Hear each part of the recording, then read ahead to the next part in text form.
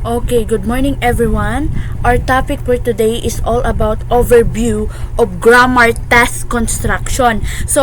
Constructing an effective grammar test is a crucial aspect of language assessment because nag-serve ni siya as a reliable measure of individual command over linguistic structures and rules. So, ang grammar test usa siya ka valuable tools for what? For assessing language proficiency.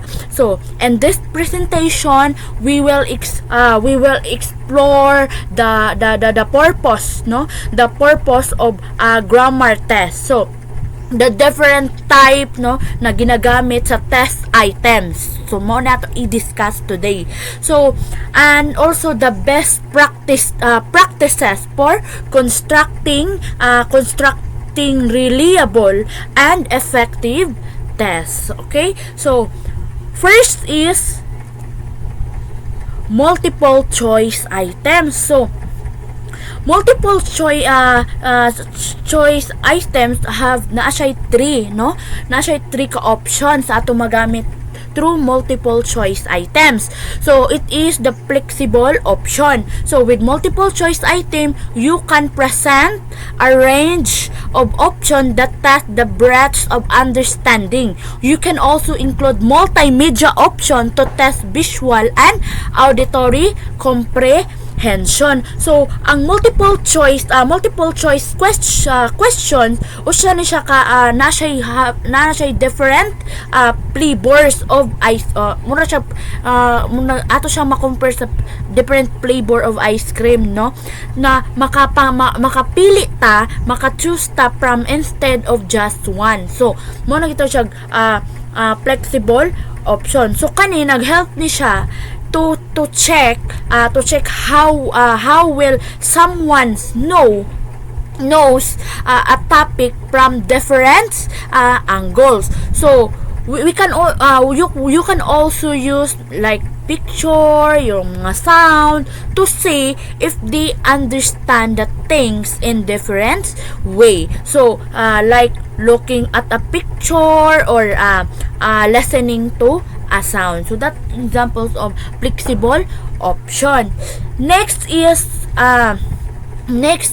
efficient scoring. So ang efficient scoring sa multiple choice test can be easily scored by machine, minimizing error, time spent, grading test. So ang efficient scoring usa ni siya nag-use ni siya og mga machine para i-check ang answers para mura siya ato dayong mabalaan kung correct ba na mga answers. So through the use of machine, so we can get the score in no time, no, very quickly ra gid mabalaan nato ang score.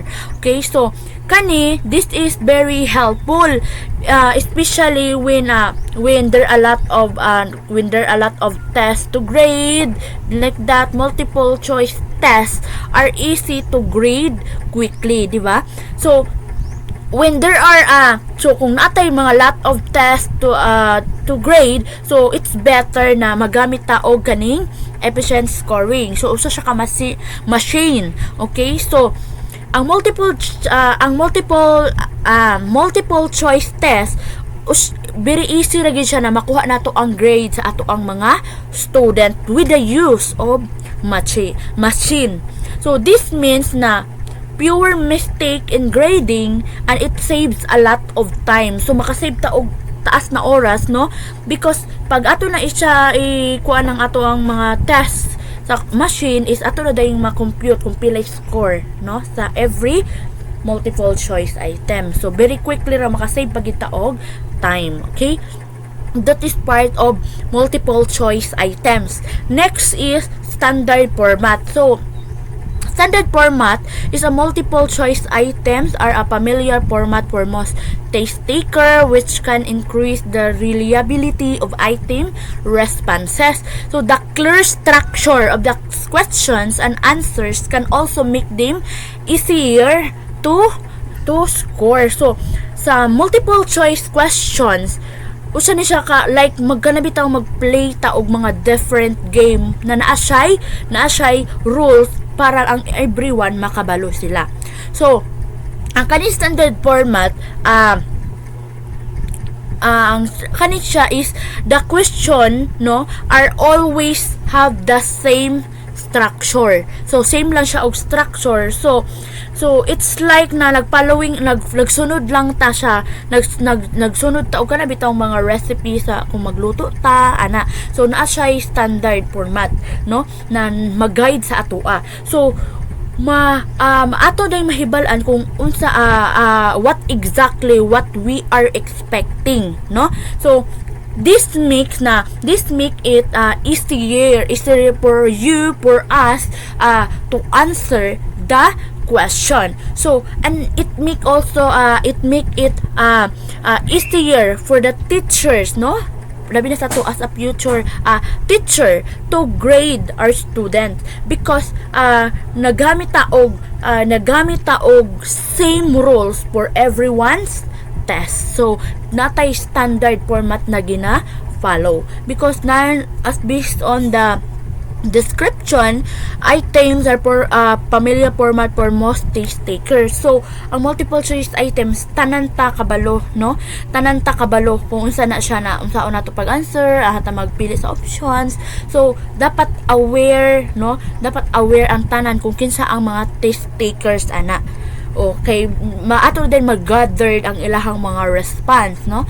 So mo na labi na yung mga sa survey questionnaire is ginagamit gid nila yung kanigid siya na standard format na para atong ma-measure ang response sa attitude sa ato ang mga respondents. Okay, so that is a multiple choice items.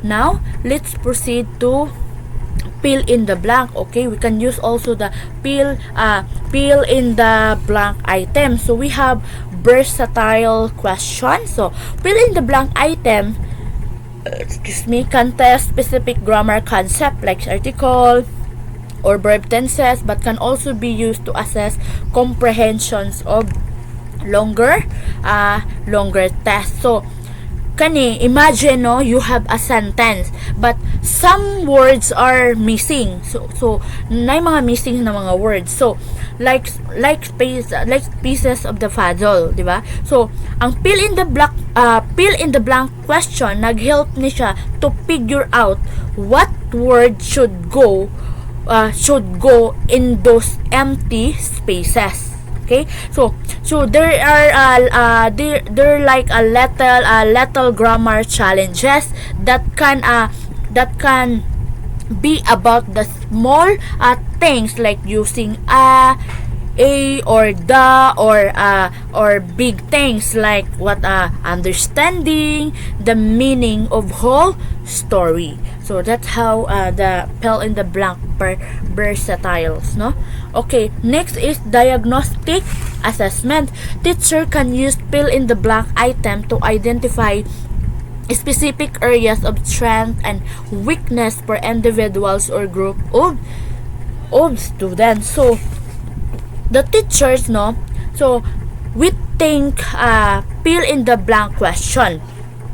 So usa siya ka superhero tools or usa siya ka tools no, effective tools for teachers. So teachers ginagamit ni sa mga teacher to discover which part of English you're really good.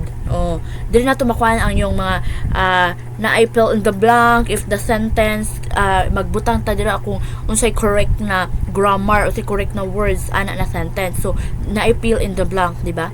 Like the examples of English scores Bretes yung binigay ni ma'am no sa atin yung nagipaan sila ni ma'am sa ato di ba na ato dito yung mga grammar magpili ta dito kung unsay correct na words no na correct ana sa usa ka sentence. So mao na siya ang gitawag nato og diagnostic assessment. So magpakita ni dira where you become even better is ma-measure po nato kung aha ka mas maayo, no, mas maayo ana na kanang ato ma-identify through the using of diagnostic assessment. And the last is attention to details. So this type of items can require precision, allowing you to assess a test taker's ability to spot small grammatical errors in a larger context. So, ang fill-in-the-blank questions are likely being a grammar detective. Okay, so they make you pay they make you pay close attention to every word punctuation, no. For the word attention gid non makinahanglan gid na naagid siya details. So usa na dira yung grammar construction like yung mga punctuation mark, then so it's like having a magnifying glass, no, magnifying glass to spot tiny mistake in a sentence. So that is attention to details. Kanang this question help us to see if you have the ability, no, the ability for catching small error or small grammatical error in the middle of a big story. So every sentence, no, is ato day siya ma-identify because makita na to yon for the word attention to details. So ato day ma-discover, no, kung naaba siya grammatical error, no, sa iyahang sentence. Okay, so ato siyang ma-learn the small grammatical error in a larger context. So that's how fill in the blank items help us teachers, no. So very important pud din kayo siya pwede na to siya magamit ni na question, no, by using fill in the blanks items. Next is error corrections items.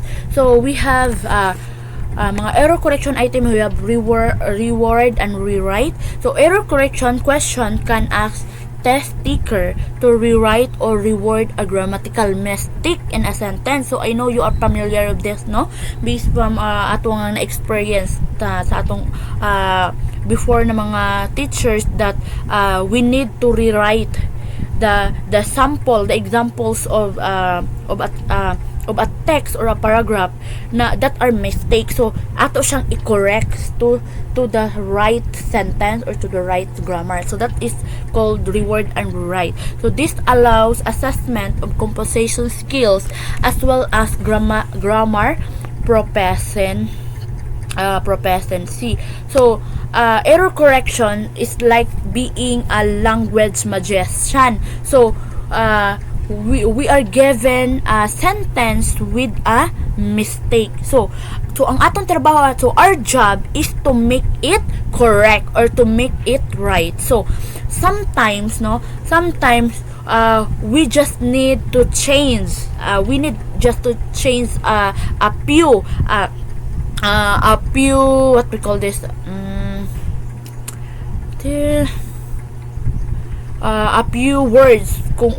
a few words on how we arrange it correctly. So ato lang siyang i-arrange. So kani nag-help ni siya sa ato not only with fixing grammar but also showing how will we can put sentence together. Okay, so that's how important of rewords and rewrite. Next is real word scenario. So error in the context of a sentence can reflect real life situation and test taker ability to recognize the and correct them. So imagine, no, imagine you're in a story and there is a mistake on how someone talk. So there na to ma-apply ang error correction questions. So usa sa ang error corrections is usa siya ka like we are finding and fixing those error or those mistakes, no? So it's not just about dili na siya about sa grammar rules, but it's like practicing how to talk right I mean how to talk, no, kanang maka-istorya taog right in a real life situation or real life scenarios, no? So like chatting with friends or writing an email to our friends, okay? That a real world scenario is ato siyang ma-apply sa ato ang real life situation. Okay, next is clear feedback. And result can highlight the specific mistake and provide opportunity for targeted feedback and an improvement. So, ang error corrections is like having like helpful friends, di ba?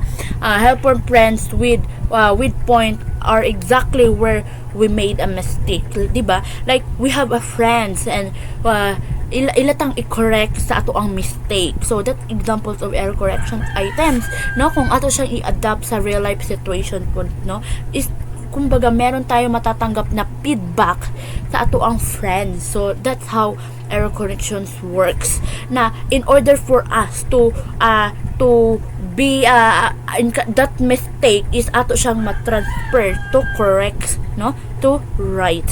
So natay makuha na constructive criticism by our friends or by our family. So we need to accept that in order for us to improve, no, natay na progress na ay improvement, no, kay ato magi-correct ang ato ang mistake.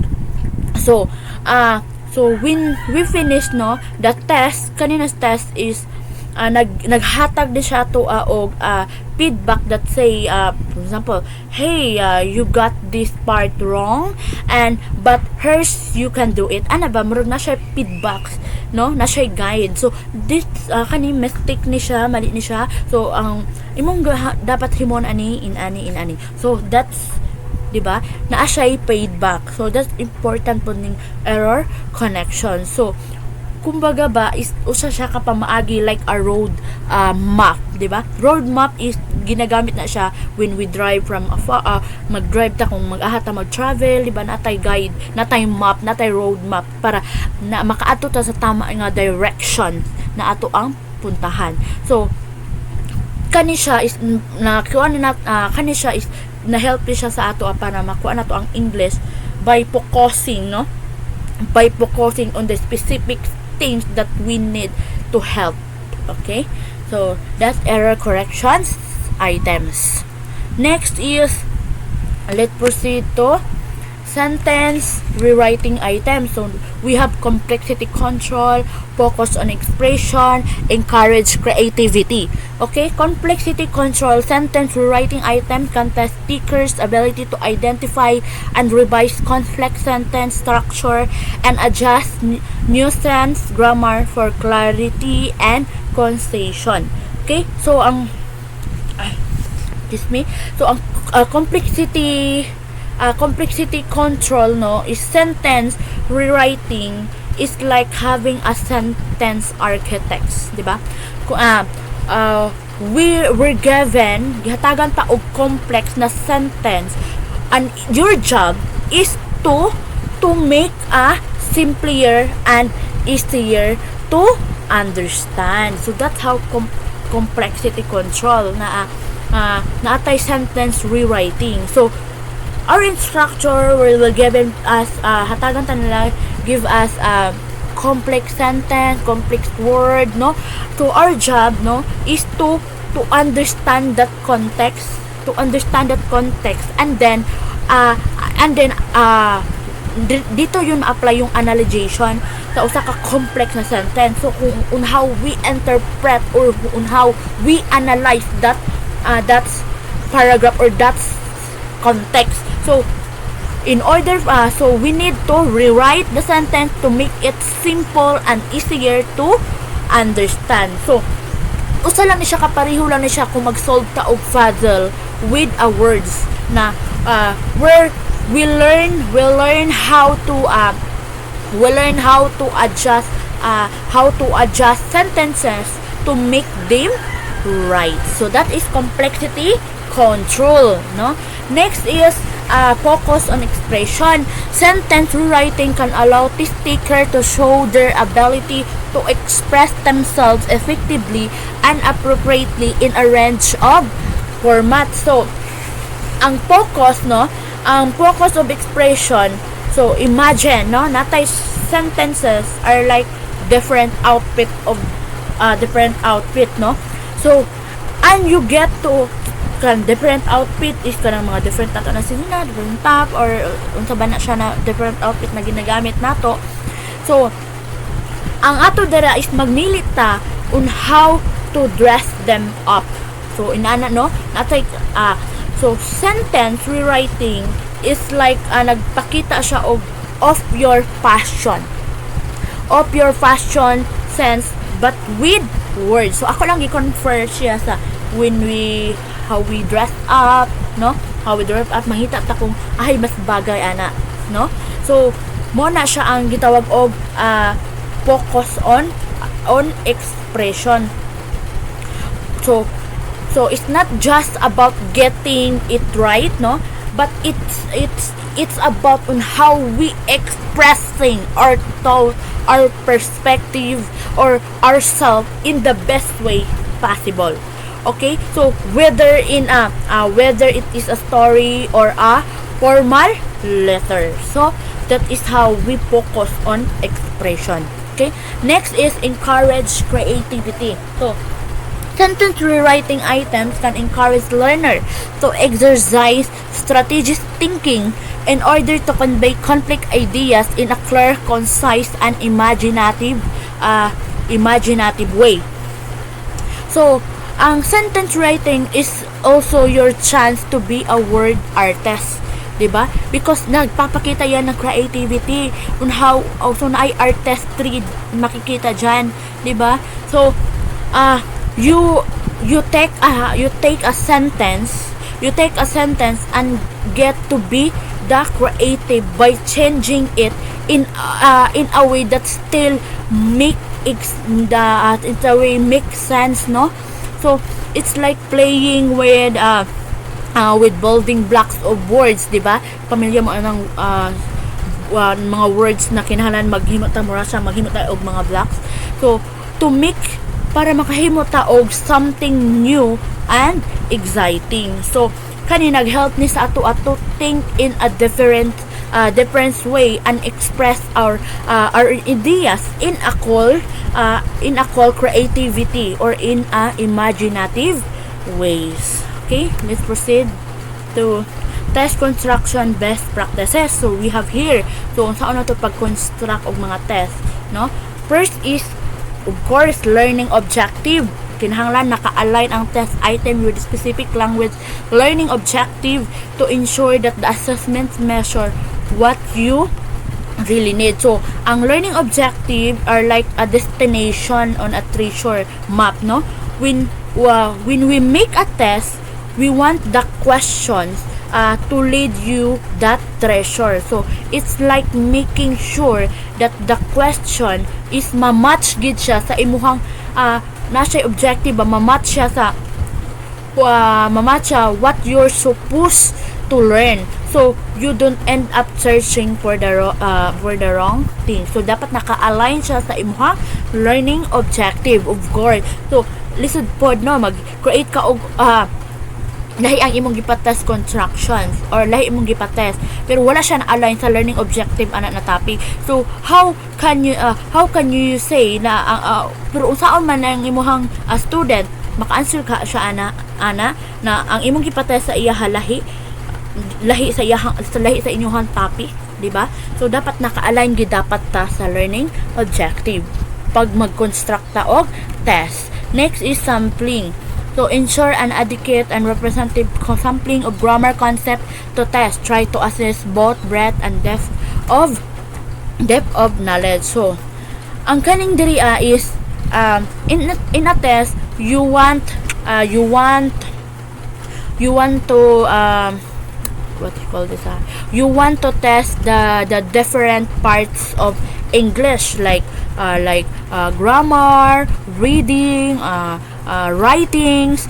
So it's like making sure you know how to enjoy all the tasty part of language, not just one flavor, di ba? So hindi lang tayo magpo-focus lang sa isa lang. Either makagamit tayo ng grammar, the writing. So we need to try different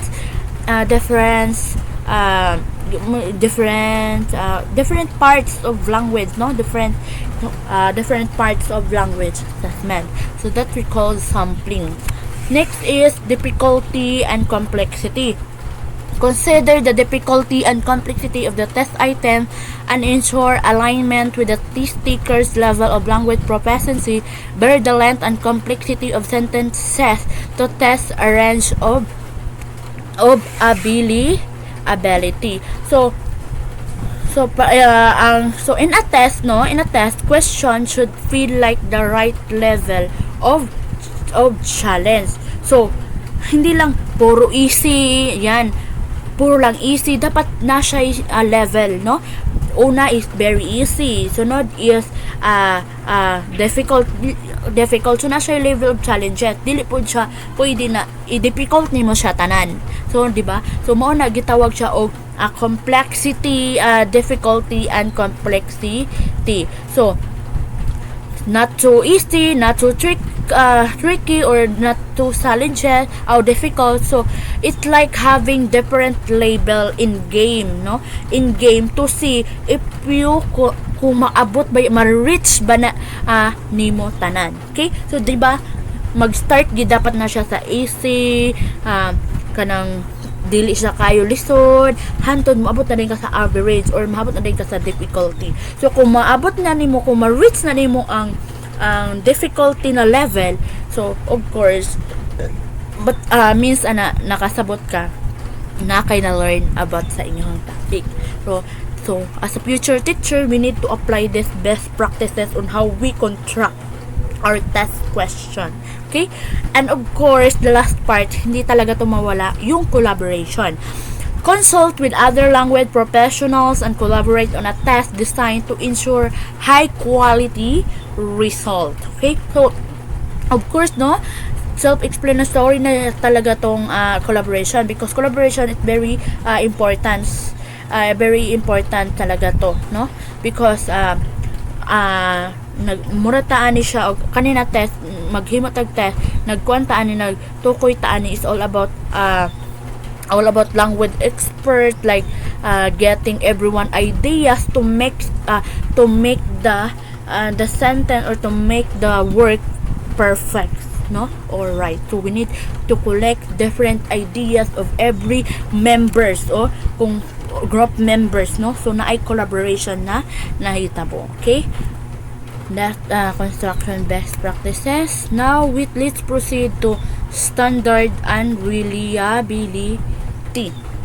So we have here the validity, of course, na use test item that accurately and effectively measure grammar proficiency and ambiguity and subjective evaluation. So ang validity is, so it's having the right tool for the job. So in a test, it means na using a question that really show how good you are at a grammar, no? So ang validity dapat is it make sure, no, what to call it, it make sure that the question kinahanglan ma-match gid siya what we're supposed to measure. So dapat makita nato ang validity na question. Next is reliability. Is develop test items that are free from cultural or social bias and are representative of standard English usage. Make moderate to severe disagreement among raters unlikely by providing clear scoring criteria. So ang reliability is natay kanang bitang kaning mga question is dapat when we make a test, we want to be what you want to be kinahanglan dapat siya is fair siya sa everyone, no? Walay bias na mahitabo. So kung saan sa na question sa isa, mauna na siya tanan for everyone, di ba? So ang question should be like a good friend, di ba? Like treating everyone the same. So ato gyapon siya ma-compare in real life situation as our friends, no? Na wala tay bias na di na ta magita og mga bias na pagpapakitong sa ating mga friend. Dapat kung unsay kuan mo sa imong isa ka friend, same lang po sa imong friend. So naay makita nato na being fair, no? Naay reality. So same lang na siya sa question. Kung kita na teacher, we need to create the question that fair to everyone, like that.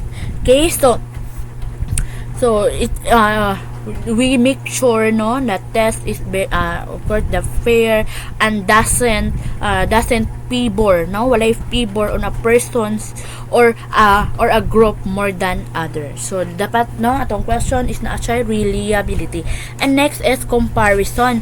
So compare result to the test with other language professional standard to measure accuracy. So ang comparison, no, kay is like mag-checking ta sa ato ang score against a scoreboard. So in this case, no, it means na makakita tag how will you did how we compare to others. So it's like playing a game and checking if your score is good ba na siya as the top, no?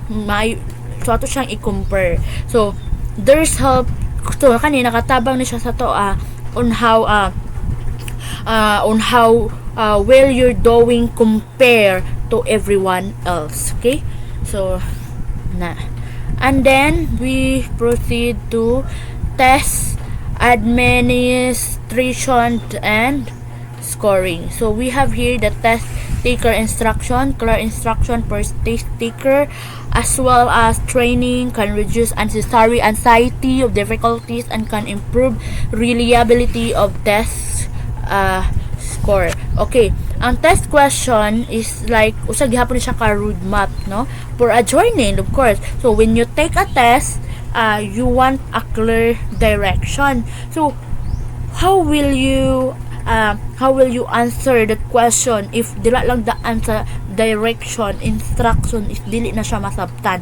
So dapat ang imong instruction is visible siya, dili siya masabtan sa imong mga student, clear siya, di ba? Kay para ang imong so that your student can answer correctly, no, based from your instruction. Okay, so kay dira man gid kay just like dira man gid call this, no, clear instruction na nag-help ni siya, nagpakita ni siya bet practices to help reduce stress, di ba, and make sure that everyone has a fair chance, di ba? So dapat clear gid, no, makita understandable gid dapat ang ato ang instruction in order for our test taker, no, o kung who will be the one kanang kung sino man yung sasagot is ilang masabtan nila kung unsay gusto unsay lang i-answer, di ba, because nag-base sila sa imong instruction. Okay, next is grading and score gradual difficulty. Start with few simple questions to get the test taker oriented. Increase the difficulty gradually.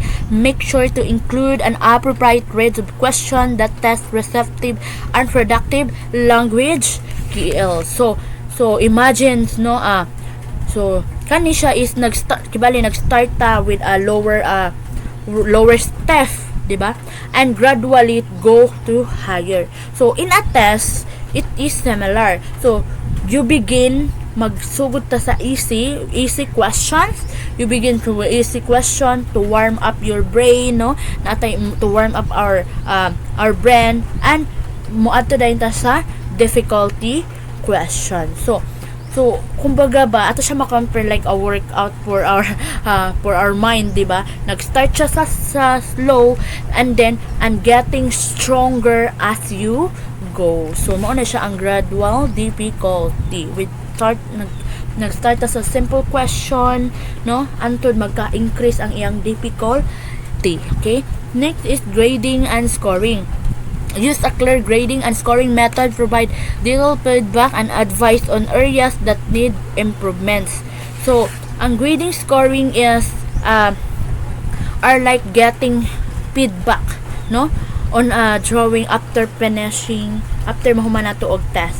So, you want to know how well you did, no, kung tama ba ang imuha na answer, like inana. So, and then so it's like having a teacher say great job on this part, but her how you can improve or you make it even better. So naatay feedback na madawatan. Okay, so clear grading, no, clear grading naghelp sa ato understand where we need to work out that mistake, di ba, where, and also where we did well, ahatam maayo how kung unsa og where we can ahaputa pwede pa mo improve. Okay, so it's like having a roadmap to get a better English by focusing on specific things. Okay, now and the last part is the conclusion and key takeaway. So the conclusion is we have the goal attainment, continuous assessment, and effective learning. So constructing efficient and effective and reliable grammar test for ESL student can help them to achieve their educational and professionals goals. So making good grammar test is like building a bridge, diba? Building a bridge to our dreams. So if you construct the bridge, no, makakakimo ta og bridge very well, we student can easily reach our goals, no, our goals in school or work. So it's like having a reliable path to success. Okay, next is continuous assessment. This grammar test can be an ongoing tool for assessing the proficiency of EL students to ensure they continue to grow and develop their language skills. So think of a grammar test, okay, what is a friendly guide on our language journey. So they're not just one time thing. This take around to make sure na we keep getting better at English. So it's like having a body check and regularly to see how much we improve. So together we achieve more. Okay, next and the last is effective learning. So by creating assessment that are cognitively engaging, culturally fair, and linguistically appropriate, we can foster the production and comprehension of a rich and nuanced language. So learning with grammar tests is like having a fun adventure, diba? Do you believe that? Because when tests are interesting, fair, and match nagmatch siya, na-align siya sa ato ang objective, ug nakatabang din siya to help us to talk and understand better, to help us to communicate, diba? So it's like having a magic portion that make our language skills richer and more interesting. Okay, that's all for today of my report about overview of grammar constructions, diba? So thank you so much for listening, and I hope you have something, no, na mo na learn about this topic on how we create the best question, no? And thank you so much. Thank you once again. And good afternoon. Bye-bye.